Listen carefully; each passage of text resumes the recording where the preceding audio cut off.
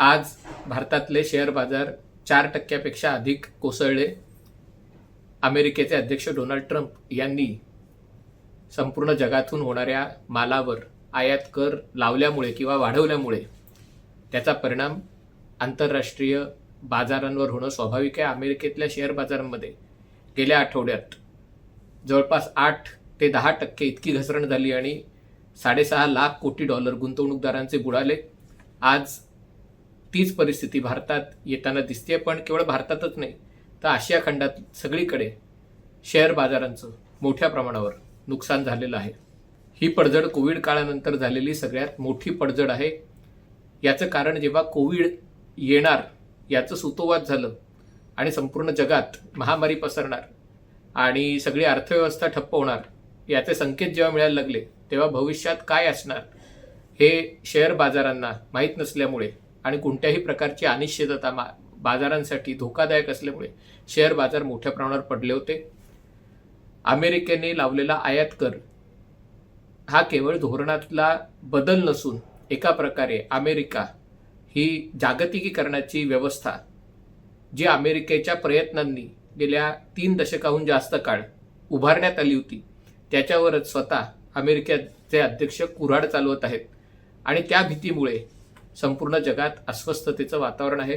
सुरुवातीला असं वाटलं होतं की डोनाल्ड ट्रम्प चीन किंवा अन्य काही देशांविरुद्ध आयात कर वाढवतील, पण आता असं दिसत आहे की जगातल्या प्रत्येक देशाविरुद्ध अमेरिकेने आयात कर लावलेले आहेत, वाढवलेले आहेत आणि अमेरिकेतल्या नेतृत्वामध्ये अशा प्रकारचे एक विचारसरणी जोर पकडताना दिसते की ही सगळी जागतिकीकरणाची व्यवस्था आहे तीच लोकशाही व्यवस्थेला घातक आहे.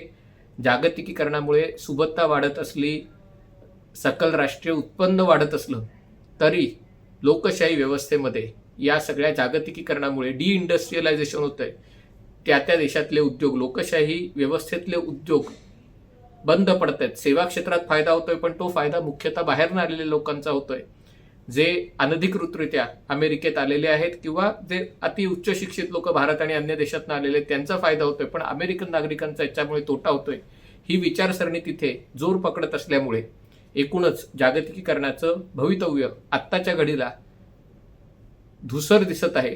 त्यामुळे ही पडझड अधिक मोठ्या प्रमाणावर होताना दिसत आहे. सामान्य गुंतवणूकदारांवर या सगळ्या पडझडीचा काय परिणाम होईल हे आत्ताच सांगणं अवघड आहे, पण एक गोष्ट मात्र नक्की आहे की आगामी काही दिवसात किंवा आठवड्यात शेअर बाजारातलं समभाग असतील त्यांचं मूल्य किमान 15% ते 25% खाली येऊ शकेल आणि खास करून जे छोटे गुंतवणूकदार आहेत, जे या गुंतवणुकीवर अवलंबून आहेत, त्यांच्यासाठी हा कसोटीचा काळ आहे. पण मला असं वाटतं की भारत या सगळ्यात तुलनेने सुरक्षित आहे.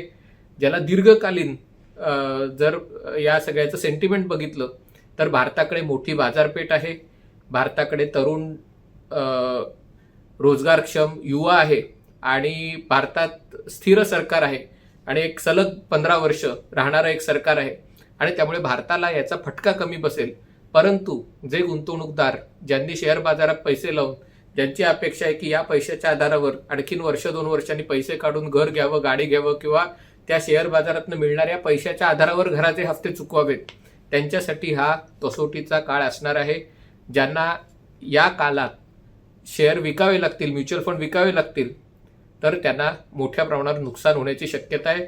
पण संपूर्ण जगात अनिश्चिततेचं वातावरण आहे आणि कुठल्याही प्रकारे कुठलीही गुंतवणूक केली, मग ते सोनं असो किंवा घरं असो किंवा इतर कुठली असो, आत्ताच्या घडीला सगळ्याच गुंतवणुकीचं भवितव्य अनिश्चित असं असलेलं दिसतं. हातात पैसा असेल तर शेअर बाजार ही सुवर्ण संधी आहे असं मला वाटतं.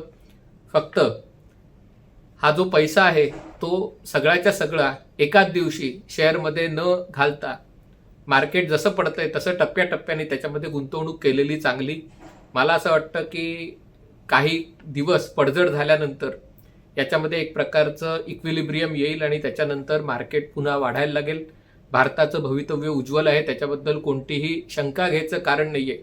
फक्त आत्ता शेअर बाजार पडून कोणत्या लेवलला स्टॅबिलाइज होतोय ते सांगणं अवघड असल्यामुळे जर हातात पैसे असतील तर ते सगळेच्या सगळे एक रकमी शेअरमध्ये न गुंतवता टप्प्याटप्प्याने शेअरमध्ये गुंतवणं आणि चांगल्या कंपन्यांच्या शेअरमध्ये गुंतवणं, ज्यांच्याकडे एका प्रकारे ज्यांचा भारतीय बाजारपेठेत वावर आहे, ज्यांचं भारतामध्ये उत्पादनं विकली जातात आणि ज्यांचं भवितव्य मजबूत आहे, अशा कंपन्यांमध्ये गुंतवणूक केलेली चांगली. अर्थात हे व्यक्तिगत मत आहे आणि हे बदलणाऱ्या परिस्थितीनुसार थोडंसं बदलू शकतं.